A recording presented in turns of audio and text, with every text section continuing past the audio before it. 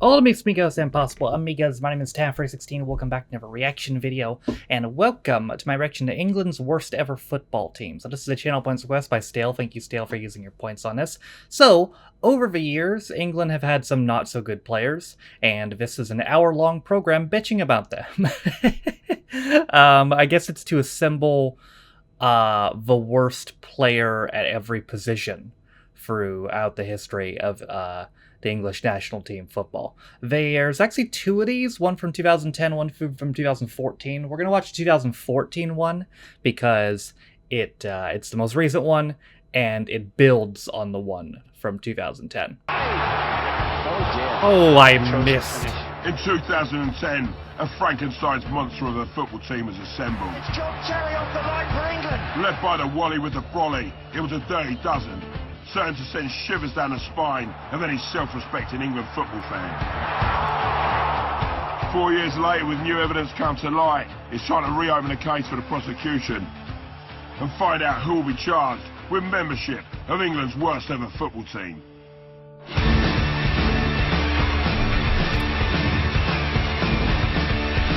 Years of hurt.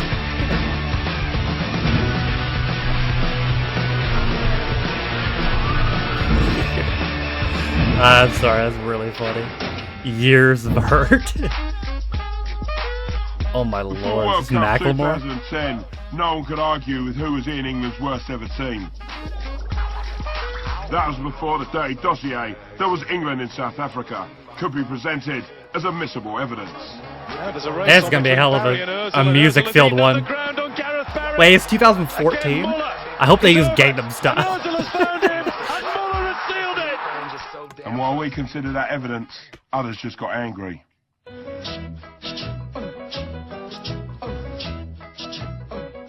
They do be ripping. And I think it's disgusting. Plus the amount of money they get for what they do, and they can't score a goal. I'm sorry, we're all downhearted. That ain't kicking your own So in flag the because your aftermath of the football last team World lost. Cup, and with Brazil looming on the horizon, what better time to cast a critical eye over those who've won the Three Lions? Oh, I'm sorry, did you expect me to be sympathetic during this? The impression that he just wants to nut everyone. We'll see. You cannot claim another man's goal. Wait, this is gonna go in? Oh god. My career! Featuring gross misconduct on and off the pitch. This is bad. The next 60 minutes will be a romp through the rose gallery of English football, featuring the mad, the bad, the dangerous, the good, the bad, and the ugly. Make a Nazi henchman look approachable. What a face. Get back in West End, mate. What, you been playing football, you crap? Oh dear, we might have to call the Prime Minister. So football Good luck with fans, that. cross I think it's a your Weird Al hands, version. Cover your eyes, put your fingers in your ears, and go la la la la la la la la la. Because it's a return of your worst nightmare. It's a return of England's worst ever football team. Okay, let the calamity commence. Starting at the back, it's time to put the custodians in custody. There's no mercy for goalies. There really isn't. That's true. Last time out, keeping goal for England's worst ever team was Peter the Cat Bonetti, who took his eye off the ball just long enough to lose the crown jewels, aka the World Cup. Brutal. But time is a great healer, and perhaps there's no time like the present to reopen the case for who should be between the posts.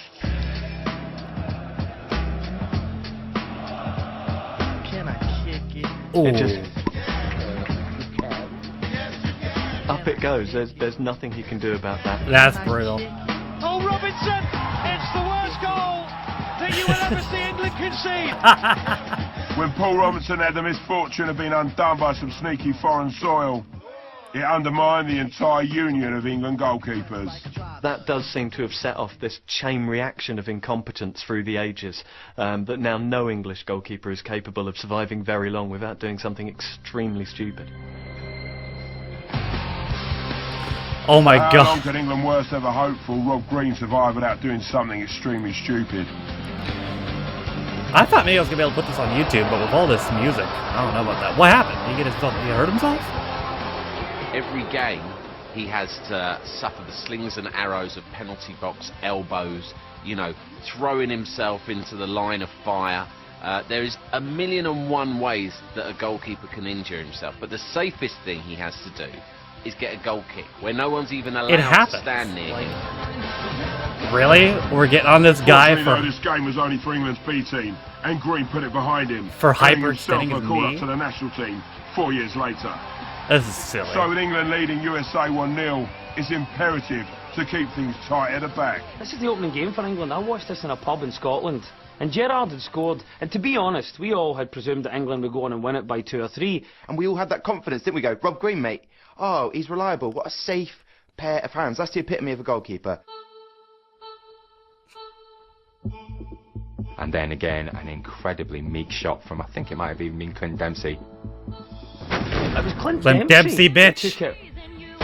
Yeah. Fireball of a shot Was just completely missed altogether. This is Dempsey. Decent try. Aw, yeah. The United States are level. That ball found freedom. That's what it found. USA. USA. Everyone had turned away. Even in the pub, people are now at the jukebox, going to the fruit machine, up to the bar, and everybody on the pitch looked like they'd done the same thing, apart from Rob Green, who I think in his head was at a bar. And it's a nightmare moment for Rob Green. They just slowly That ball through embraced him, and it's just capitalism. like, wait, this is just about to happen. Wait, this is gonna go in? Oh my god, my career! I know some people have asked me before, and I've addressed it before, but I'll say it again here. This is the closest you're ever gonna see get to me reacting to the Sidemen, because I'm not a fan. And even if I was a fan, to be honest, I try to make it a policy to not to react to other YouTubers. So yeah, that's not happening. And that just shot the team of all confidence from then on. And yet the cruelty of football is such that even when you do this to keep your team in the game, A rash challenge and Altidor's got through, and a fantastic save by Rob Green. next day's papers still read badly. You're judged on one moment for the rest of your life, which is terrible.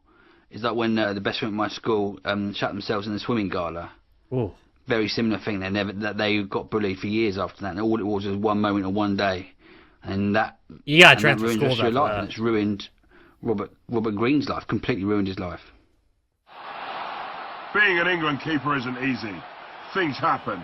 And our next suspect went into meltdown when he had to clean up the toxic mess left by Paul Robinson's bubble apocalypse. Still, it seemed like he was up for it before the game. Fucking lose I think yourself. if you're going pound for pound, incompetence per minute on the pitch, you really have to look at Scott Carson. Oh my god, this music.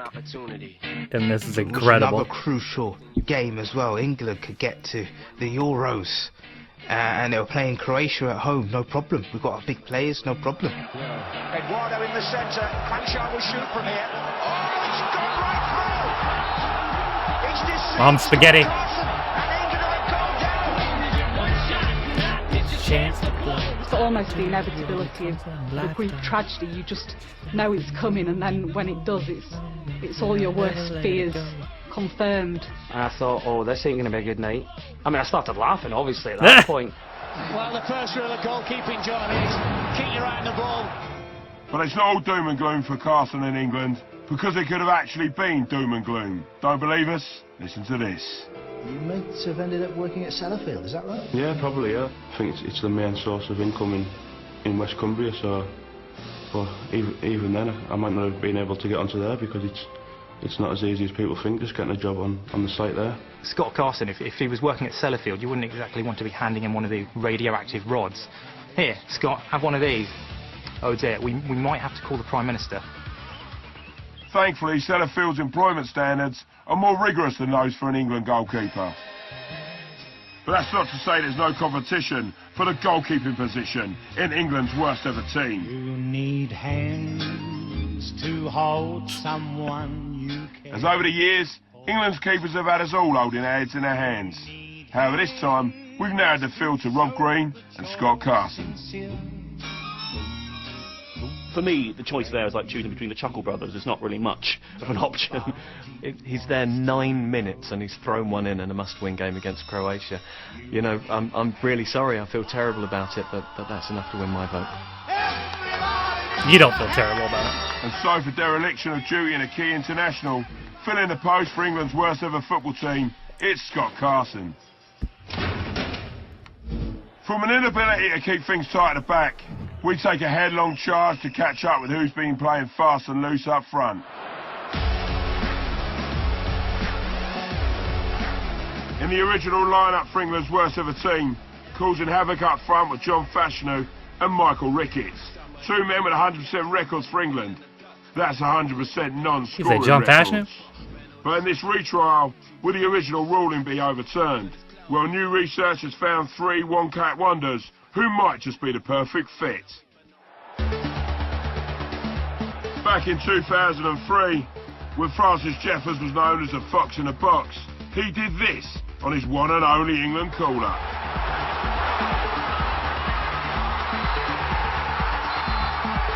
Okay. Francis Jeffers, the famous fox in the box, who was signed from Everton to Arsenal for a lot of money and expected to take Arsenal onto the next level, spectacularly failed to deliver in his career. And so his one, I don't think he should have the solace of having a 1 game, 1 goal ratio for England to hide behind. But our next suspect didn't even try to hide behind his record. This Club play and arch-villain wanted international the world player, to two know different what he things. was The all fuck? about. What kind of argument is that? It's the scourge of lower league defences everywhere. David Nugent. What are you talking about? Who's got goals for Preston led to an England call-up against the mighty Andorra. Imagine being stood for team photo with David Nugent. Be like, Reverend and the Makers? Is that a band? Although David Nugent didn't start the game, he did finish. Johnson's place taken by the 21-year-old from Preston North End. I love that goal. It's one of my favourite things I've ever seen. And Jermaine Defoe is onside. No, not that goal. This goal. And it's squeezed Boop. past Caldo. Goal yoinked. Not since Alan Shearer have we had a striker with such clinical finishing. 1 inch out. It probably was halfway on. It was on the line. It was practically in already, and he lashed it in. Clinical, I think it's called. Clinical finishing. Oh my god. You have to applaud the ambition. He certainly wanted that goal. Whether or not Jermaine Defoe ever spoke to him again is a different matter entirely. We're a little confused. Did you score on your debut or not? Yes, I did. You know, obviously the ball's on the line. I've had 15 texts on my phone saying it was my goal. So Yoink! 1 goal, you know, I'm claiming the goal. You cannot claim another man's goal as it's going over the line. That is not okay. Jermaine Defoe, he did his job. David Nugent, all he needs to do if I was is him, kinda I'd be pissed. shelter it in. Come on, little ball. Go over the line. You know, back off some other players. You know, just basically protect it. Protect the ball going into the hole. It's the whole of the That's ball what over she the said. line, don't forget. Into the goal. Well, I should say. What does Jermaine have to It's too late. No, he's not that too bothered. You know, obviously, if he was in the position, he would have done the same thing. He said, you know, so everyone's made up for me, and then, you know, it's glad that I approached that on the line. From that example of outright theft, we investigate a notorious smash and grab artist.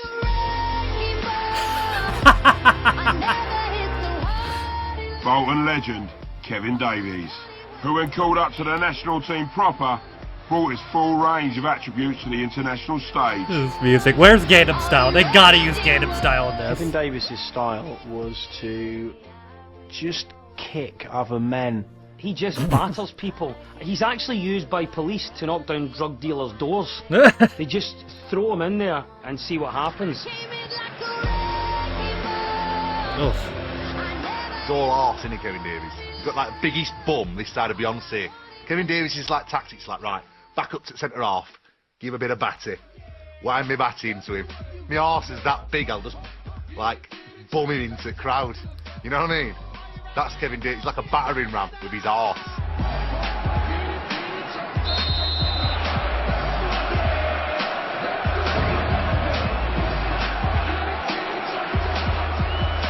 Kevin Davies has given away more fouls than any other player in Premier League history, which gives you an idea of the style that he had. So when he played for England, he got booked. Of course he got booked. He's Kevin Davies.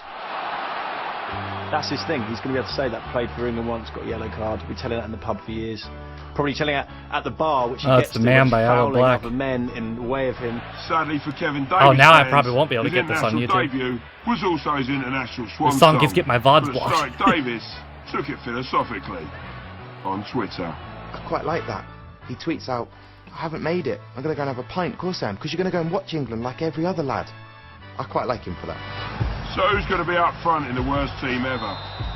Well, after a vision of the evidence of the one-cap strikers, Kevin Davies has bottomed out. Francis Jeffers is just too foxy.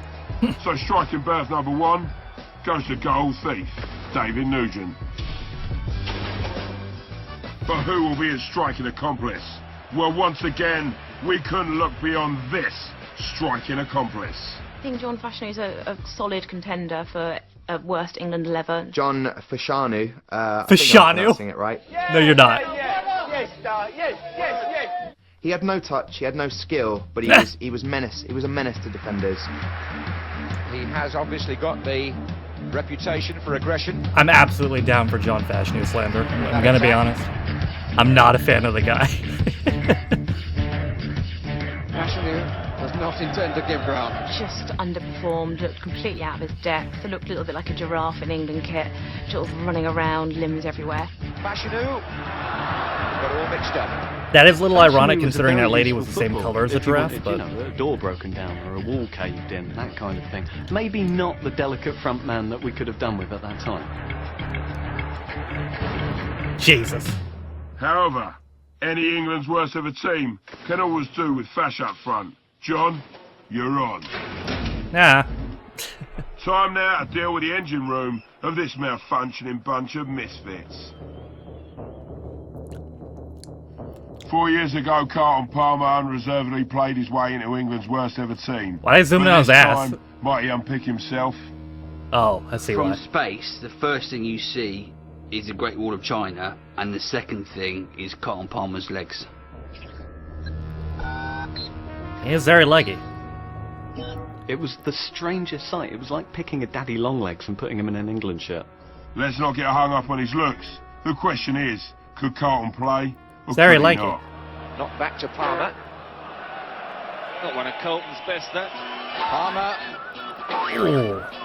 Not moves like Jack. I hate Maroon 5 so much. There was lots of hopes for Carson Palmer to be able to bestride the game like a midfield colossus, an English Vieira, before Vieira was even invented. Foul, was it? Yeah. He showed determination, and he had a bit of flair about him. Where's Gangnam Style? I've just said that. He did have flair. You didn't know what he was going to do. He didn't know what he was going to do. Rigo played it inside. Turn it to off, Palmer. please. Overran it.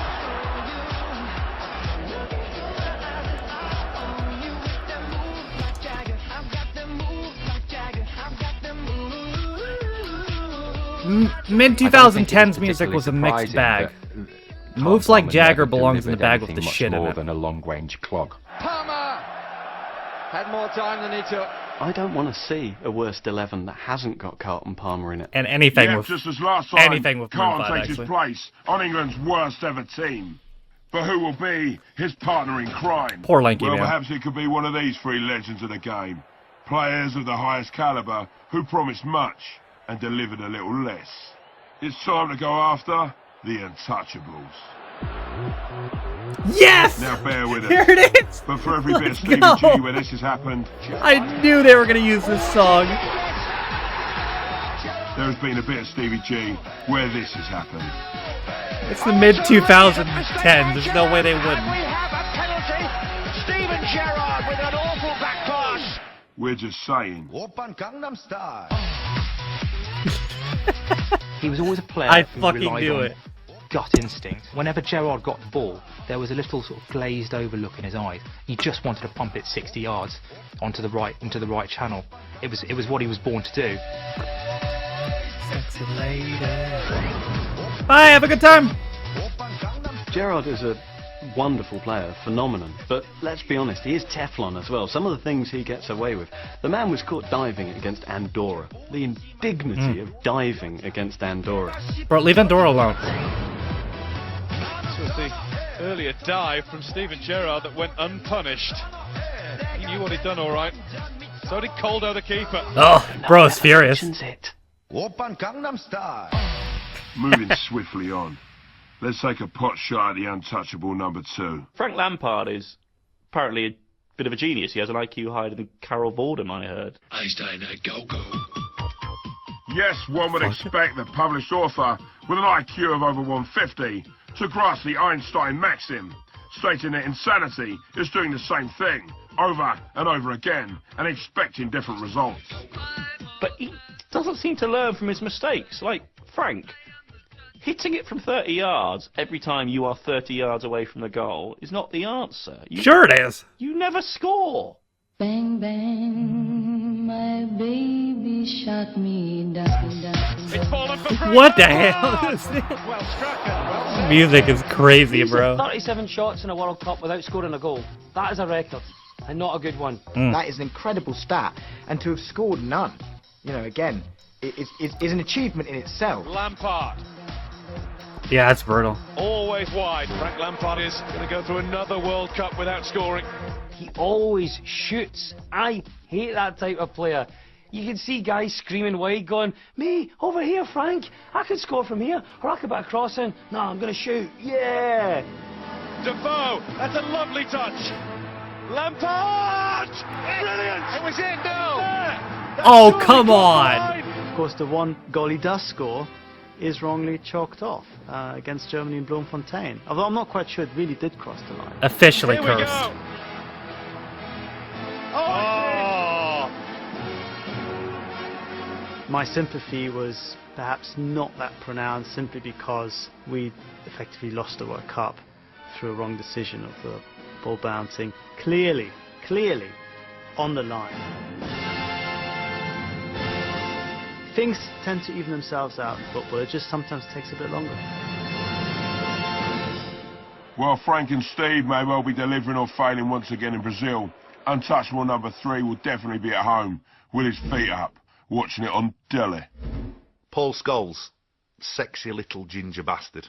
Excuse me?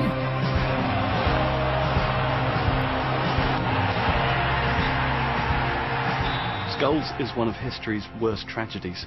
Scholes is what happens when England occasionally get their hands on a truly great player. It's like giving a laptop to a 3-year-old. They don't know how to use it. The idea that Scholes is up for nomination for worst centre midfielder, I don't understand that.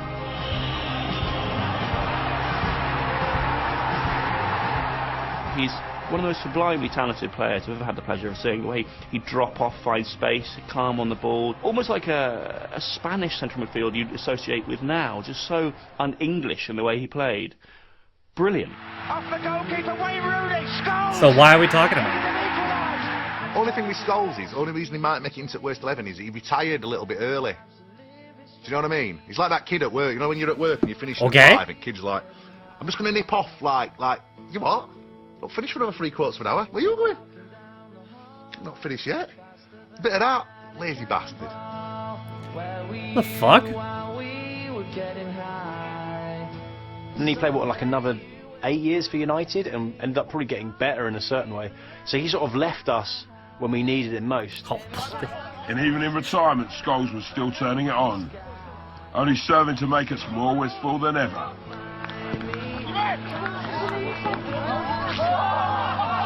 We're getting on this guy for making a decision, a personal decision to not play international if he doesn't want to. Too soon. He should have stayed on there like the band in the Titanic. Try as we might, This is a we can't pathetic make any segment. evidence on these three stick. However, worst team ever fans shouldn't fear, as we found a perfect partner in crime for Carson Palmer. We can only say with Carson Palmer perhaps saw somebody out there that Just a bit over there. Fee, fi, fo, fum. I smell the blood of an Englishman. Impetuousness is an absolute requisite for this team, which is why Vinnie Jones, the king of the 3-second yellow card, the most impetuous player that God ever put on a football pitch, he's got to be Vinnie Jones. a shoo-in for this side. Tottenham in all yellow to kick off. There's the first player and the first tackle of the night by Vinnie Jones.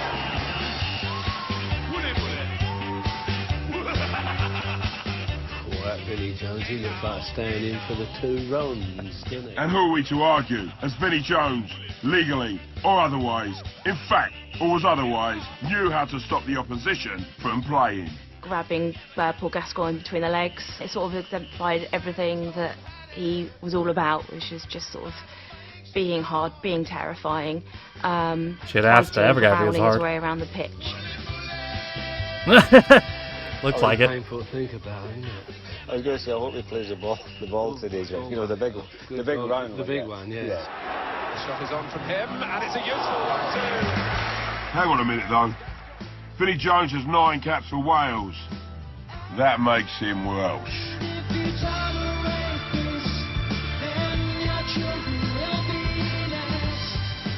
Let's clear one thing up.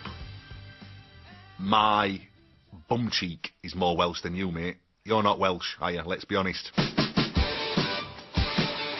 You're What? from Watford, the same as Jerry Halliwell, George Michael, Elton John. You're from Watford, Vinny, and there's nothing Welsh about Watford, is there? So having claimed him back for England, let's get him back into contention for England's worst Oh yeah, ever that claimed team. him back. Just think of what this born leader of men could do for morale. And I'm telling you something right now. My money's on them winning this game. Unless you can pull yourselves out of bed and get in here and work hard and win the ball and pass the ball. I see it all in training. I've been in the game too long, Danny, for this. I win it or get off. Yeah, so one of his Someone grandmothers can was Welsh. have a challenge. The other one was Irish, so I guess he could have played for Ireland too. And with those stirring words ringing in their ears, the selection panel are convinced. In many ways, Vinnie Jones is the quintessential English icon. Especially now he's fixed that tattoo.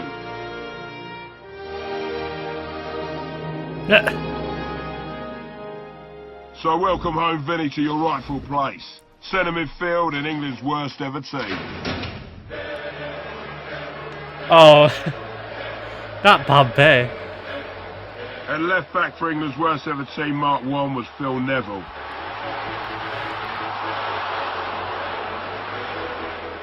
A man with 59 caps to his name, who provided us with such memories as this. Oh, he's given the penalty! Close your eyes. But perhaps his inclusion was as rash as some of his tackles. One thing that Phil Neville has always had in his favour. You knew that Phil Neville was never going to be undone by some kind of off-field calamity involving Twitter, Facebook or prostitutes. It's just not in his nature. Unlike Phil Neville, it seems English left-backs are afflicted by modern life and all of its distractions. None more so than suspect number 1. Uh-oh. Ashley Cole's a weird one. He's a world-class player. He's had the left-back position for years on merit, but he's so easily dislikable. You'd never tire of punching him in the face.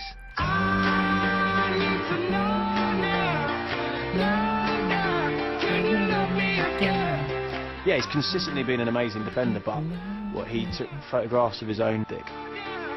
He shot a kid. He cheated on his wife.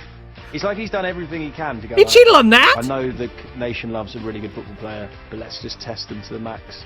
And it turns out we do draw the line at people shooting kids and photographing their dick. Yeah, that's fair enough. Yes, when it comes to the relationship between England and Ashley Cole, well, it's complex.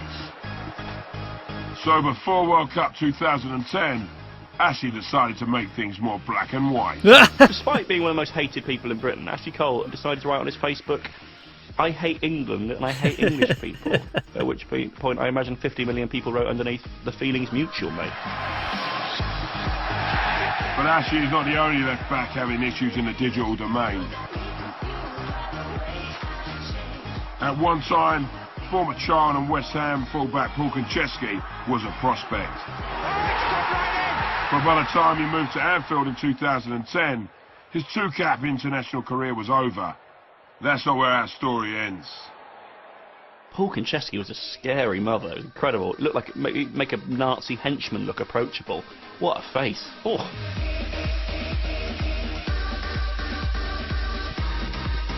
I think it's the lack of hair. I think if he had some hair. Yes, Paul Konchesky had a face only his mother could love, which for Paul was a mixed blessing. Especially when his move to Liverpool wasn't going so well.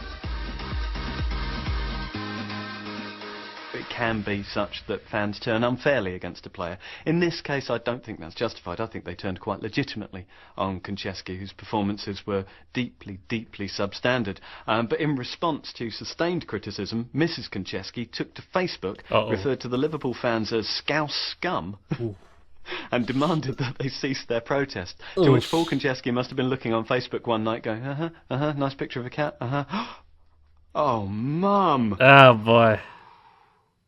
Like, Paul Konchesky's mum's up there with Maggie Thatcher in terms of unpopularity, isn't she, in Liverpool? Like, do you know what I mean? Like, come on, love. I know she subsequently deleted the post, but, mate, have a word with your mother. If it's on the internet, it's there forever. Another left-back exposed by social media was Wayne Bridge.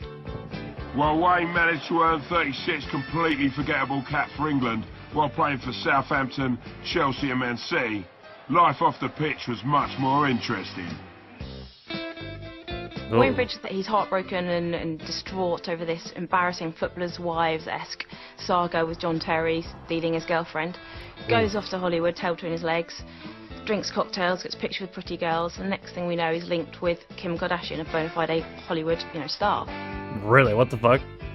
And there was that rumour that went about for a while that Wayne Bridge... Excuse me, what? Gets pictured with pretty girls, and next thing we know, he's linked with Kim Kardashian, a bona fide Hollywood, star. What the fuck? Bridge and Busty Kim? I'm not one to defend Kim Kardashian, nor did I think I ever would, but what the fuck is that headline? And there was that rumour that went about for a while that Wayne Bridge was going out with Kim Kardashian, who, if anything, was stronger at the back than Wayne Bridge ever was. For Kim Kardashian to come out and just completely derail that by asking the very pertinent question, who is Wayne Bridge? Brutal. I think that was poetry.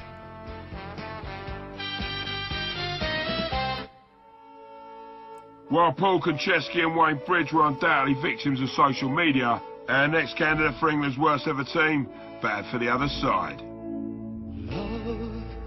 Love changes everything. Michael Ball, like, get back in West End, mate. What are you doing playing football, you crap? A one-time prospect with Everton, Michael Ball was called up to England duty in 2001 and made a blunder-free debut. So what's the problem? Come on, man, your last name's Michael Ball. Stands out for a number of reasons. One, his thuggishness, and also his commitment to battling homophobia in football. I mean, after the tweet that he sent, I really can't understand why any footballer would have a problem coming out of the closet.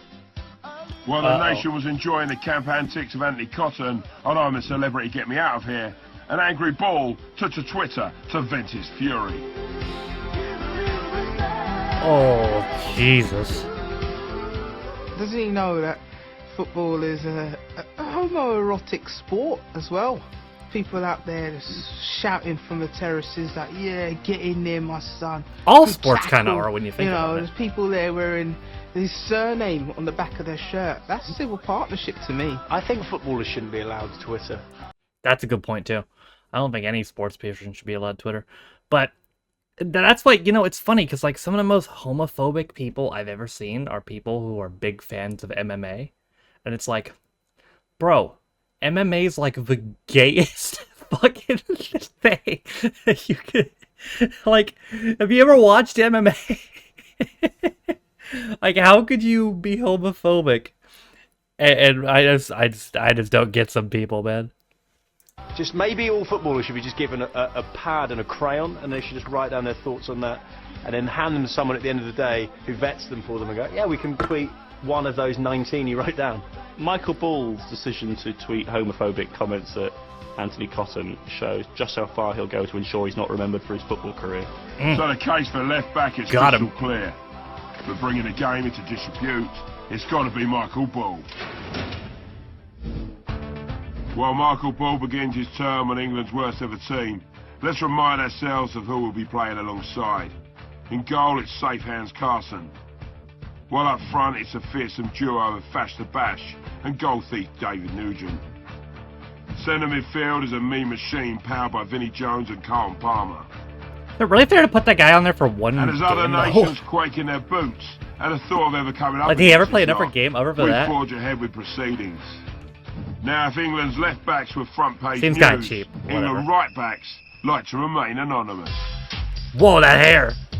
Like original worst team ever alumni Warren Barton, whose England career read one riot, one full 90 minutes,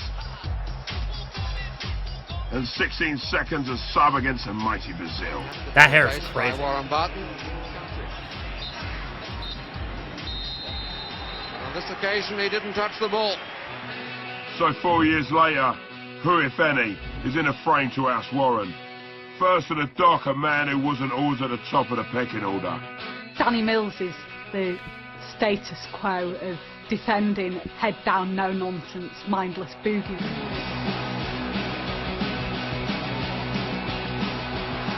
This is Mills with Beckham outside him. Mills went for glory.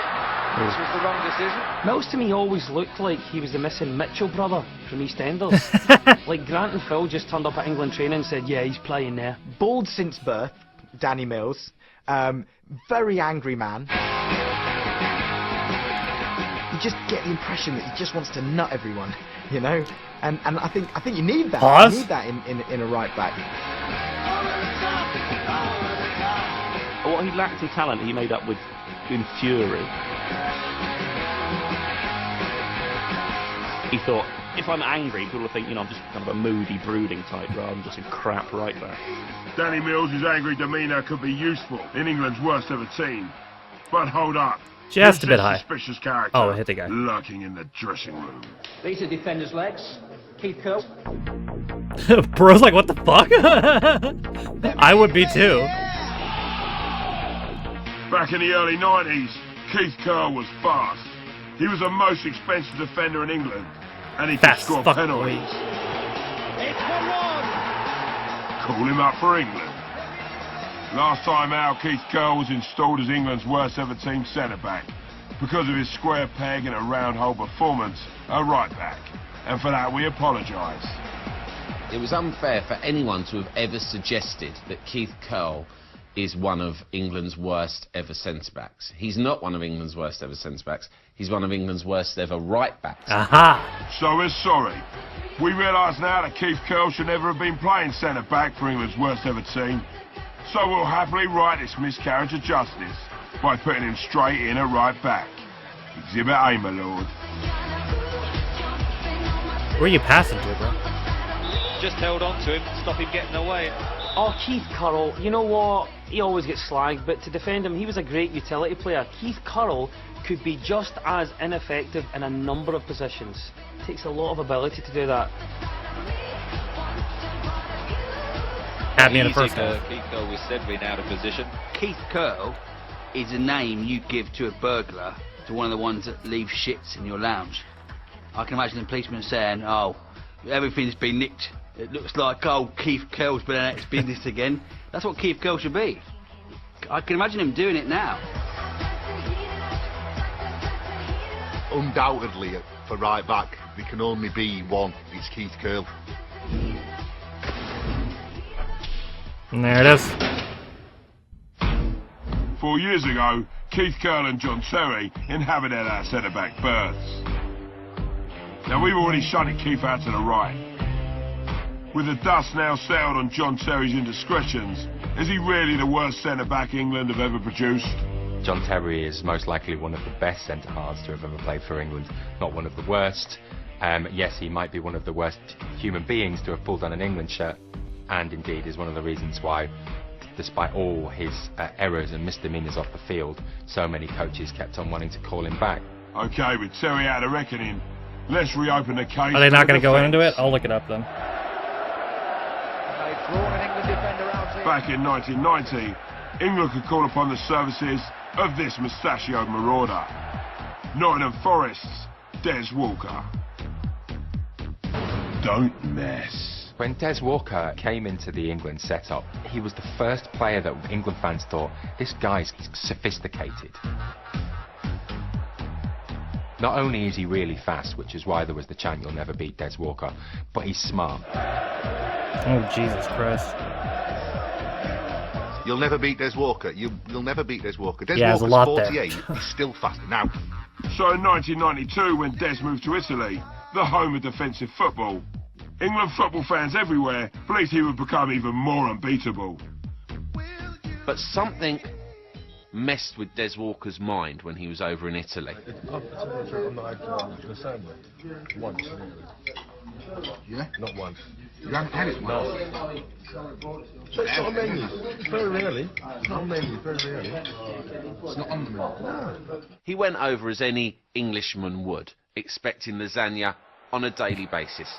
But he arrived and all of those expectations were squashed. Suddenly, his whole worldview unravels. He goes into an existential crisis. Confused no by lasagna. the complexity of La Dolce Vita, soon everybody was beating Des Walker. Des Walker, the man undone by lasagna. Starting with this, or lack Dutch thereof. debacle. A disaster that led to the unravelling of England's World Cup qualification. Can I see that again? This Dutch debacle. That looked like a bit of a dive, that though. led to the unravelling of England's World Cup qualification. The referee. Watch it. Watch, he's taking it. Went to sleep, didn't we? Hey, we went to sleep. But I've got a theory about Des Walker. It's not his fault. The real Des Walker the is still lasagna. in Italy in some lock-up garage being held by the mafia. Please release him. This is a hostage appeal. Bring the real Des Walker back, please. We need you. Your family misses you. And give him some While we lasagna. consider the Walker family plight, who's this sliding into view? Oh, he do be sliding.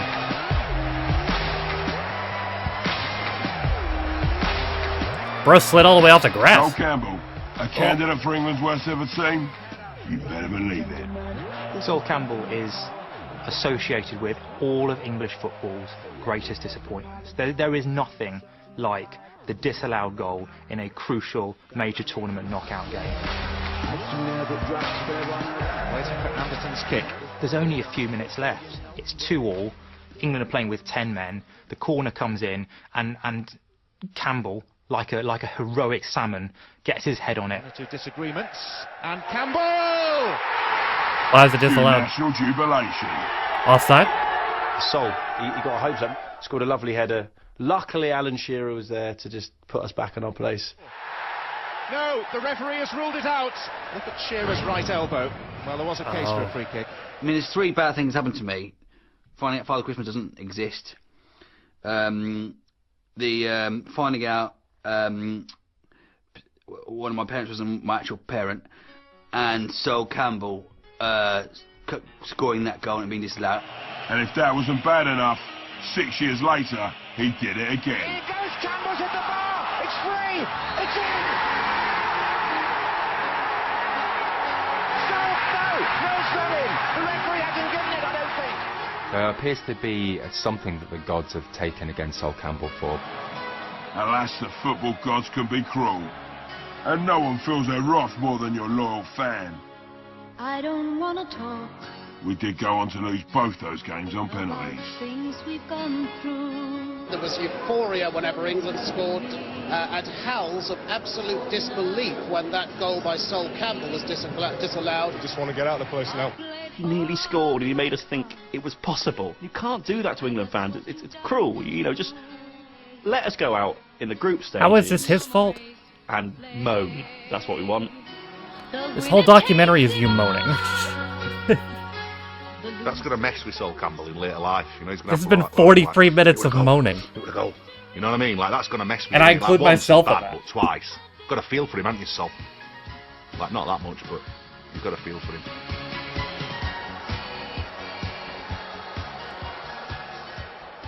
Sometimes it's not about ability, it's about the effect you have on a nation. So you definitely don't want to screw it up in the big game. At the biggest tournament against your biggest rival. Do you, Matthew Upson? Matthew Upson, for his inability to deal with a goal kick. We are undone by the sort of stuff that an English centre-back should be treating like his meat and drink. Big balls over the top. I'm sorry to have used that phrase, but there you go, it's out there now. Neuer takes a long run to get distance on those. Might work. Closer, straight down the middle. Upson trying to hold him. Closer's in. Miroslav Klose has given Germany the lead. England concede the most English goal ever. Straight through the middle. Klose is smaller. Terry's asleep. Upson can't get there. What is he doing? It's a centre-back. What is he doing? What are you doing in this documentary? Every pub game That's that's my been question. played this morning. Premier League defenders totally exposed by one ball from the back. Being outplaced by Miroslav Klose is not really on the same level as being outpaced by Ronaldo. So it's an incredible goal to concede, especially at this level. There's nothing else to say, really. I bet there is. As for the next German attack, Matthew went walkabout. Closer. Yeah, he's standing there, menacingly. Through again. It's Thomas Muller for Germany, and there's a man over. It's Podolski. Podolski's made it too. Hey, he made it, kinda. Are in trouble. I remember watching that match out at Glastonbury, and we watched it on a big screen. And there were some German people sat next to me, and they were just laughing. And I'm like, yeah, I'd laugh and all if like he were playing for Germany. You know what I mean? Nice big hole at the back for the Germans to penetrate. Where are England, for goodness sake? Well, Laurent, centre-back Matthew Upson is still in German territory. The man over is Muller. He's got plenty of time, and he's Ole. smashed it home. The cliched view of English centre-backs is that they're very strong, very tough, very good in the air, but a little bit slow. Slow below the waistline and slow above the neckline. Matthew Upson kind of fits that stereotype. And that stereotype is exactly what's needed for England's worst ever team centre-back. Get your kit, Matthew. You're on, son. And helping Matthew stand guard is Des Walker, whose culinary confusion meant arrivederci to England's World Cup qualifying campaign. Get that man some lasagna. As the worst England team ever begins to take shape, we head to the bandit country, known as right midfield. And now Dyer. Where last time round, this hombre was hiding out, Kieran Dyer. Lennon with a free run into the area. He's got past For a second there I was like, Daddy Dyer? Oh, and it's an awful miss kick from Kieran Dyer. 33 caps, no goals, one lovely wristwatch. Diamonds inside, yeah. But are those stats alone worthy of a berth on the right wing? Well, it would seem Kieran has challenges. Don't believe the hype. Just have a little patience. No discussion of England's right flank can occur without the mention of the boy with the golden balls and the initials DB. The boy with the what? Hang on a minute. This is England's worst ever team. We're talking Bentley, not Beckham. Yeah, I was gonna say. For while the original boy David was approaching the twilight of his England career, lurking in the shadows was another boy who would be king. He's getting a bit old, like there's a new boy in town or something, you know, stuff like that. He's only banter and that, but... They don't look alike. I think David Bentley was that player who just had so much potential, but just assumed he was a great already, and he wasn't. Refused to play for England under-21s, right, because he was going to face burnout. Oh, David, you're too tired, you can't play football. Bentley's refusal to play for England's under-21s meant that when he eventually got his chance for England proper, well, his car... Alaska's voice is really annoying, but with the home crowd. he still has a point.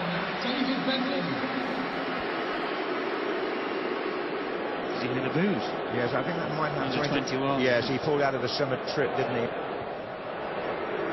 Oh, Bentley is getting the bird. Haven't we been here before? And a red card for David Beckham. Yes, there was a time when David Beckham was public enemy number one in the eyes of all self-respecting England fans. Oof. But with hard work and dedication, he won back the hearts of the nation.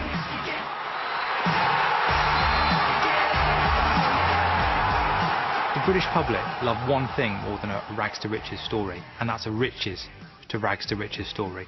Beckham's rise was all the more spectacular and compelling for the fact that it had followed such a dramatic fall. Bentley never quite had that redemptive quality to him. What were we going to celebrate? The fact that he'd recovered from a difficult injury-plagued 6 months at Tottenham. Ouch! Not Mirrors by Justin Timberlake. Of course, one of David Bentley's defining moments was when he did actually emulate his hero, David Beckham, and was across all the tabloids with the headline, "Bend it like Bentley." Oh, that's nice for David. Oh, no. Oh.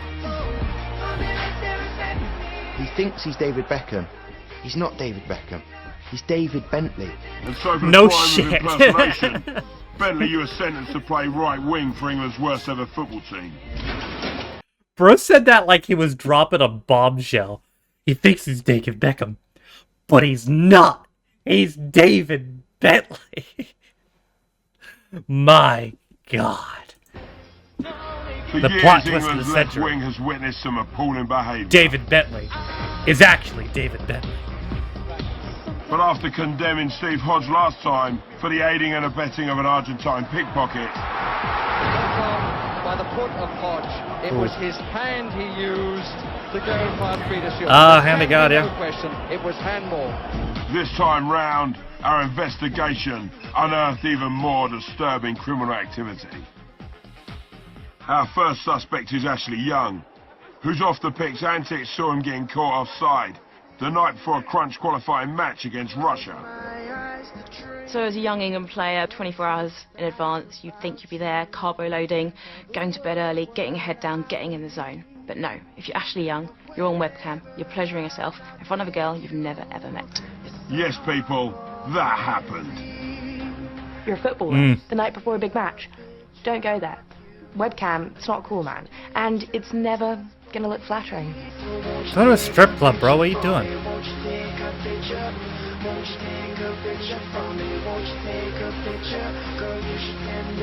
I'm very uncomfortable. Every young man in the country dreams of being a professional footballer and playing for England. But what do professional footballers dream of being? What's their dream career? What's their fantasy? And we now know. Professional footballers dream of being a travelling salesman. Ash's online fantasy came with its own foolproof cover story. He wasn't Ashley Young, he was Lewis, the travelling salesman. If you're going to come up with a fake persona and stuff, like, you still have your own face, so that doesn't really work. If you were in a balaclava going, "I'm Lewis, travelling salesman," she might have believed him, although probably wouldn't have been that up for getting kinky with him, because he would have been very, very threatening wearing a balaclava. I don't know, she could have been in that, you don't know. And if you can get that image out of your head for a second, then bring forward left wing Daft suspect Punk. number 2, Stuart Downing. England have been waiting for a left winger for years, and this guy emerged from at Middlesbrough and he was crossing the ball with his left foot, and we thought, yes, finally we've got a saviour, and his name is Stuart Downing. Stuart Downing. There never seemed to be any advancement in his progression. I saw him once get dispossessed by the Andorran right back so many times. It was like watching a stupid Labrador run repeatedly into patio doors.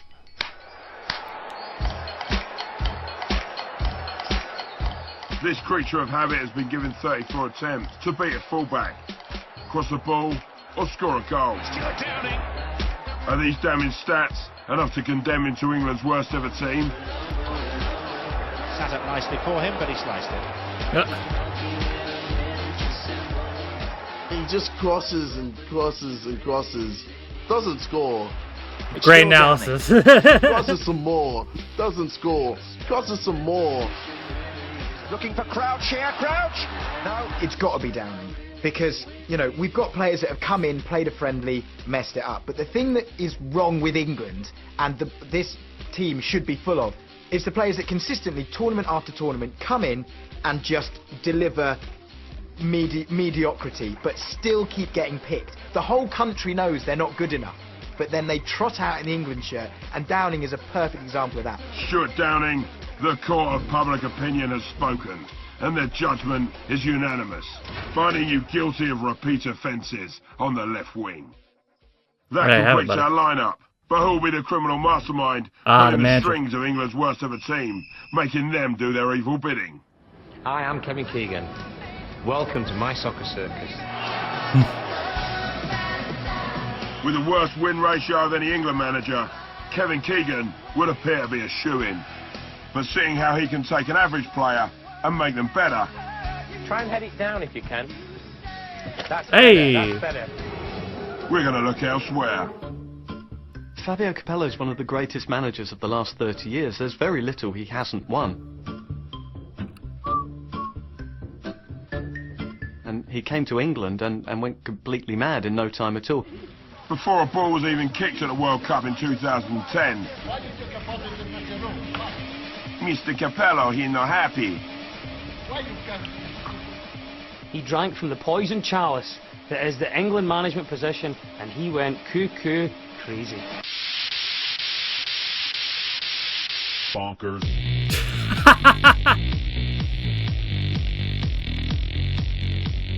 This is a man that's gone mad.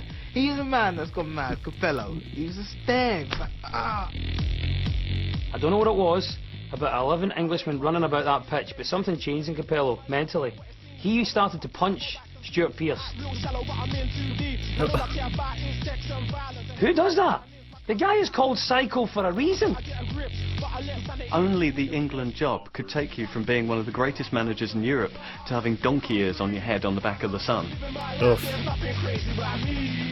I mean, in Fabio's defence, he got us to a World Cup. He did all right. He wasn't spectacular. Didn't set the world on fire. Wait, he got you to a World Whereas Cup? poor Steve McLaren, not only was he dull, he just failed to deliver in any Oh, way, okay, shape, or form. just to the World Cup.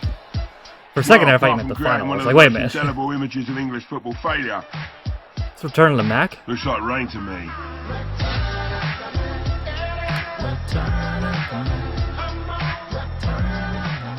Did he actually manage England? Did that happen? The Wally with the Brawley? England. I thought that was Boris Johnson for a second Poor there. under his management. Bad tactics. Selected the wrong players. Anybody who says David Bentley, and this is a quote, David Bentley's the new Beckham. Really, mate? Couldn't get him to a major tournament. It's got to be McLaren. He is the worst. The worst manager has to be Steve McLaren, without a doubt. The worst England manager ever is McLaren. Bar none. So proving that people can neither forgive nor forget, reassuming the managerial hot seat is Steve McLaren.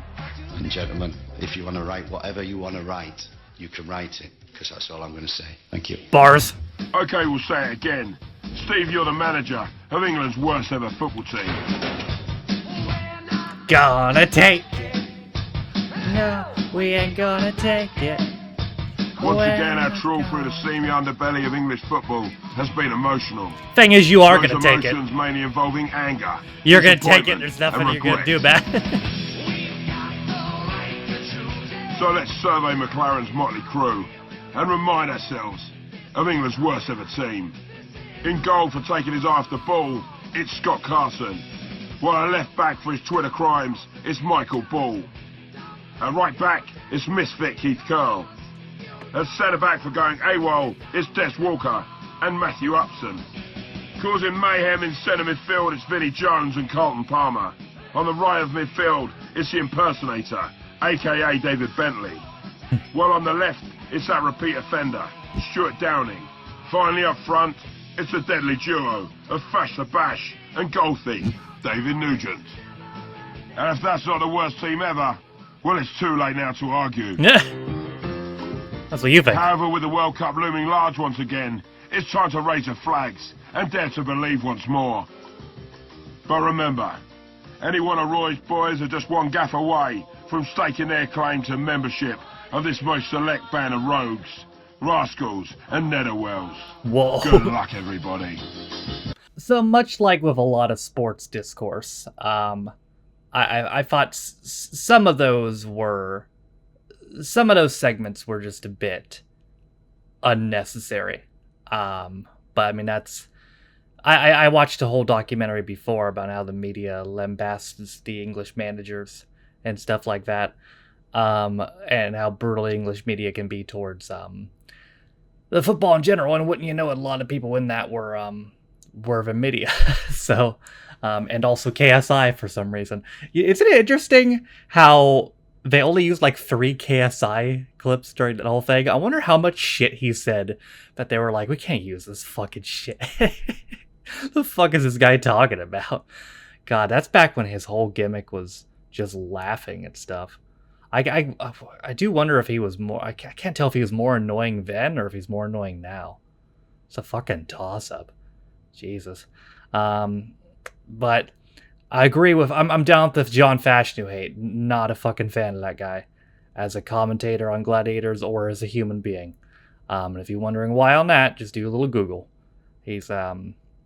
kind of sucks. He kind of sucks. But that was my reaction to England's worst ever football team. But again though, the guy that stole the goal, I know that's an offense, but like, did they say that was the only game he ever played? Did he play any game from England except that one game? Because if not, can you really put a guy on a list for playing one game? I'm just saying. I don't know. That seems a little. I don't know. That seems like a stretch to me. But that is it for me today. I hope you guys enjoyed it. Let me know in the comments down below if you agree or disagree with any of the selections for the team. But I hope you guys enjoyed the video. Thank you guys for watching. If you liked the video, be sure to leave it a like. If you didn't like it, don't. If you want to follow any of my social media links, my Twitch where I stream every single day, and all the rest are on the video description down below, as well as names on my Patrons. If you didn't know, you can be a patron of me for as little as $1 or £1, and you'd access to direction videos, as well as reading comments up to a day early, sometimes more. With all that being said, though, my name is Taffer. This has been my reaction to England's worst ever football team, and I'll see you guys next time. Bye.